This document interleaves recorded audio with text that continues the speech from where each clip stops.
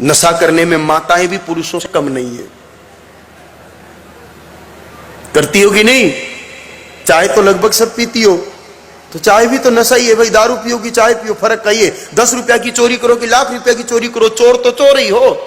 एक आदमी ने मारो कि 100 ने बम फोड़ मारो, हत्यारा तो हत्यारा ही हो। तो चाय पियो कि दारू पियो, बात तो नशा ही है भाई। और चाय भी कोई अच्छी चीज नहीं है। चाय में 2 दुर्गुण है और अच्छे से समझ लीजिए। और मेरा व्यक्तिगत ये मानना है कि जब से भारत में चाय बढ़ी है उसके बाद माता गाय कटी है। क्योंकि अच्छी चीज के साथ अच्छी लगती है और बुरी चीज का कॉम्बिनेशन बुरी चीज के साथ अच्छा होता है। पहले लोग चाय नहीं थी तब दूध पीते थे और दूध भैंस का अच्छा नहीं लगता था, गाय माता का दूध ही स्वादिष्ट लगता था, इसलिए गौ के दूध का उपयोग अधिक था। और चाय जब से शुरू हुई, चाय गाय माता के दूध में अच्छी नहीं बनती क्योंकि वो गंदी चीज है, तो भैंस के तामसी दूध में ही अच्छी बनेगी। इसलिए चाय की मांग बढ़ने के कारण भैंस के दूध की मांग बढ़ी और भैंस के दूध की मांग बढ़ने के कारण गौ माता के दूध की मांग घटी और गौ माता के दूध की मांग घटने के कारण गौ माताओं की हत्या भी बढ़ी। अगर सचमुच गौ भक्त हैं और अपना कल्याण चाहते हैं तो छोड़ दो ना चाय को, कौन सी बड़ी बात है। इन संतों ने घर छोड़ दिए, मां बाप छोड़ दिया, आप चाय नहीं छोड़ सकते। और दूसरी सत्यता, और अगर सुनने की कैपेसिटी हो तो सुन लो, क्योंकि चाय पियोगे तो अंदर चीनी डालनी ही पड़ेगी और चाय पत्ती भी डालनी ही पड़ेगी। इन 2 के बिना चाय बनेगी नहीं। और मेरी दृष्टि में दोनों नॉन वेजिटेरियन आइटम है, दोनों में मांसाहार के अंश मौजूद रहते हैं। कुछ कंपनियों की चाय को छोड़ करके बाकी चाय में तो होते हैं और चीनी में तो होता ही है। क्योंकि चीनी जब बनाई जाती है, चीनी को, शक्कर को, व्हाइट शुगर को व्हाइट करने के लिए चारकोल का इस्तेमाल किया जाता है और चारकोल का जो निर्माण होता है वो बोन एश यानी कि हड्डियों के चूरे से ही होता है। इंक्वायरी कर लो, मेरी बात मत मानो। शुगर मिल में जाके पता करो कि शक्कर को व्हाइट करने का तरीका क्या है।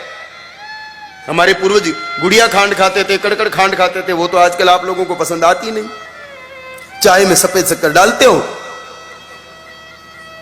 परिणाम पाप वृद्धि। एक दिन एक सज्जन हमको पूछ रहे थे कि आखिर हिंदुस्तान के लोगों को क्या हो गया, जिस देश में बाबूजी, गोगाजी, तेजाजी गाय माता के लिए लड़ सकते थे, उस देश के लोगों के सामने गाय माताएं कट रही है, फिर भी वो कुछ करते क्यों नहीं? क्योंकि गौ माता की हत्या के अंश आहार में जाने से हमारी वृत्ति बदल गई है और हम गौ हत्या को भी सहज स्वीकार करने लग गए।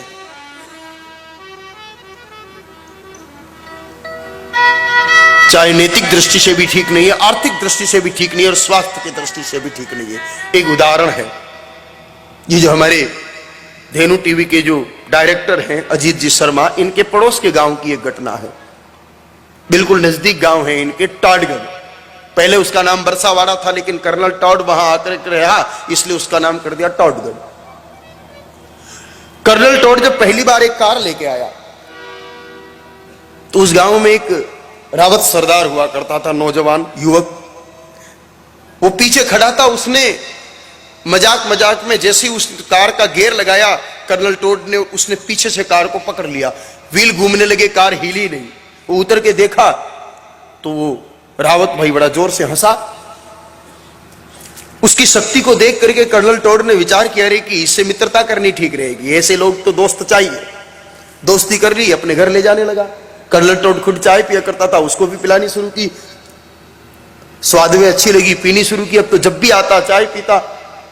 2 महीने बाद कर्नल टॉड का कोई अतिथि आया, विदेश से ही कोई मेहमान। उसने कहा मैं एक मजबूत मित्र से मिलाता हूं, और उस भाई से मिलाया। कहा इसमें क्या कमाल है? कहा देखो। और फिर उस भाई को कहा कि देख तू कार को उस दिन पकड़ा वैसे पकड़।